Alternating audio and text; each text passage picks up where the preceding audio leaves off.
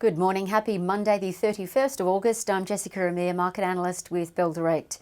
Well, the Australian dollar has scaled to its highest level in 2 years, 73.6 US cents, as the US dollar has continued to fall, even more so after the central US bank, the Federal Reserve, said it would let inflation rise over 2% and keep interest rates at record levels for some time. As a result, those comments saw more money continue to flow into US equities, and on Friday, the US major indices all rose to brand new record highs. Of note, the top 30 US stocks, as measured by the Dow Jones, rose above 3,500 points for the first time, and that now puts the Dow in positive territory for the year, joining the S&P 500 and the Nasdaq, which have been in positive territory for some time. Of note, the S&P 500 up the most out of the US indices, up 0.7%, with all sectors rising and energy popping the most. On the commodities front, the gold price rose by about $30 on Friday. It's now at 1,974 US an ounce,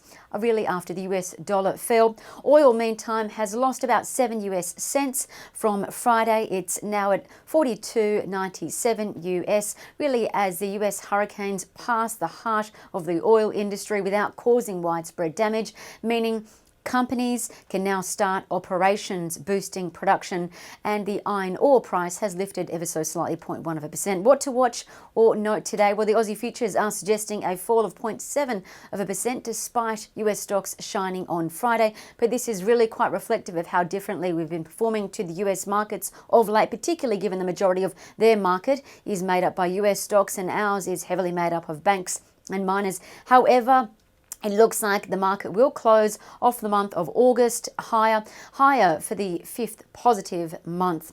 And economic data will come back into focus this week. The RBA meets tomorrow, and GDP data is out on Wednesday, with Australia to officially enter a recession for the first time in almost 30 years. And reporting season results will trickle through from here on in, with the bulk of reporting behind us now. Today, results are out for Bubs Australia, and Zip holds its AGM. What else to consider? Well, BHP and Rio, listed in the UK and on the New York Stock Exchange, all closed higher on Friday, so keep that in mind. Now for two trading ideas: intellectual property business, Quantum QIP was reiterated as a bell-potter buy, while the broker decreased QIP's target to $1.60, but that still implies 44% share price growth from Friday's close. Now, the reason that QIP's earnings and revenue were higher was their business is continuing to expand as expected despite COVID-19.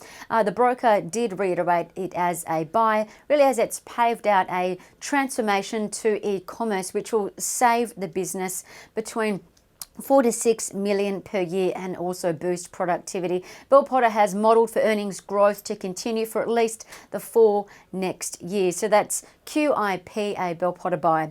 And secondly, the buy now, pay later group, Split It SPT, is giving off a bullish trend according to Trading Central's standard technical analysis principles. Keep in mind, Split It SPT is not covered by a lot of brokers. However, just looking at Trading Central's analysis, SPT shares may rise from $1.83 up to $2.35 to $2.45 over the next 50 days, according to Trading Central. We have interviewed the CEO of SPT recently, who spoke about the business's integration with credit card providers and how it differs from Afterpay and the like. So you can check out our interview with SPT Director on our website.